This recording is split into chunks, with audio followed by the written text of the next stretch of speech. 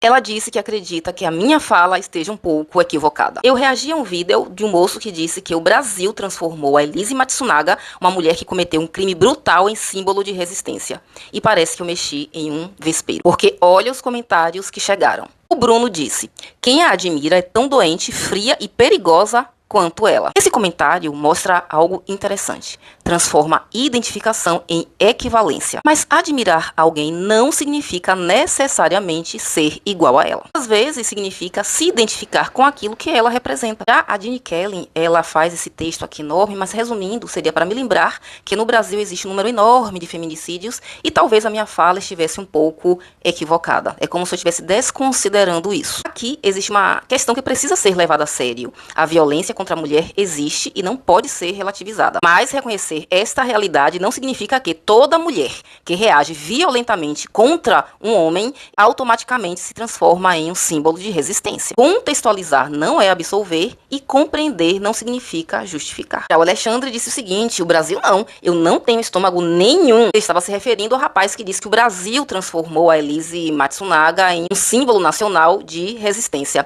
O que ele está dizendo? Já saiu logo do Brasil e disse: me inclua fora dessa estatística aí, porque nem estômago para isso eu tenho. Só que meu vídeo eu não estava falando que cada brasileiro individualmente admira a Elise Matsunaga. Eu estava falando de um fenômeno que aparece nas redes sociais. Pessoas transformando uma história criminal em narrativas de heroísmo. Aí aparece o comentário do Gabriel que diz: terão daquilo que aplaudem, lei natural. Mas a psicanálise faria uma pergunta um pouco mais incômoda. O que será que essa pessoa está aplaudindo? Porque alguém pode se identificar com a força, com a vingança, com a transgressão, com a fantasia da liberdade, sem necessariamente estar defendendo o assassinato. E é justamente aí que precisamos separar ato de fantasia de identificação. Aí vem a Pamela que diz: o caso chocou o Brasil, mas quando uma mulher não vira estatística de um feminicídio, ela vira admiração. Mas vamos separar as coisas? Uma mulher que comete um crime não é motivo para se tornar objeto de admiração. Já a Shelley apresenta uma outra dimensão. Ela diz assim: ela ficou cerca de 10 anos presa, perdeu a oportunidade de ser mãe da filha e carrega a marca de assassina. Cadeia não é parque de diversão. Esse comentário é muito interessante. Ela recoloca no campo aquilo que a idealização pode apagar. Houve um preço. E talvez isso seja algo que incomode muita gente. Quando alguém transforma uma criminosa assassina em símbolo de força feminina. A fantasia pode apagar o ato, mas as consequências e as pessoas atingidas por ele não. E tem aquela que não poderia faltar, que vai colocar política no meio. A Wilne, ela diz o seguinte: igual Bolsonaro, homenagear o torturador brilhante Ustra.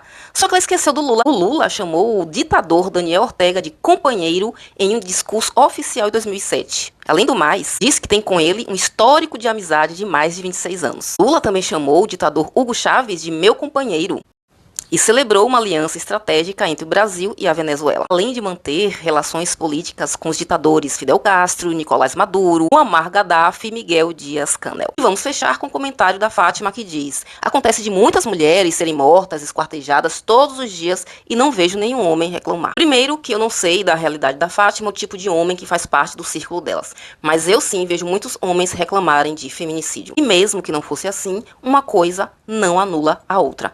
A Elise Matsunaga virou entretenimento. O fato de muitas mulheres serem assassinadas é gravíssimo, mas isso não significa dizer que qualquer representação de crime contra um homem deva ser aceita. Violência não deveria ser desculpa para ver qual a vítima merece mais indignação. Se estamos realmente preocupados com a violência, precisamos conseguir condenar o feminicídio e, ao mesmo tempo, qualquer crime brutal cometido contra homem. E, principalmente, não transformar em espetáculo, porque uma dor não precisa ser diminuída para que outra seja reconhecida. Mas sabe o que realmente me interessa nesses comentários todos que eu selecionei? É que cada pessoa está olhando para o mesmo fenômeno a partir de um lugar diferente. Um vê doença, um vê violência de gênero, um rejeita pertencer a este Brasil, um coloca política no meio, e é exatamente aí que a psicanálise entra. Lacan nos mostra que precisamos não apenas prestar atenção no que o outro diz, mas ao lugar a partir do qual ele fala. Porque a questão talvez não seja simplesmente porque alguém admira a Elise Matsunaga. A pergunta mais interessante talvez seja: o que a personagem Elise Matsunaga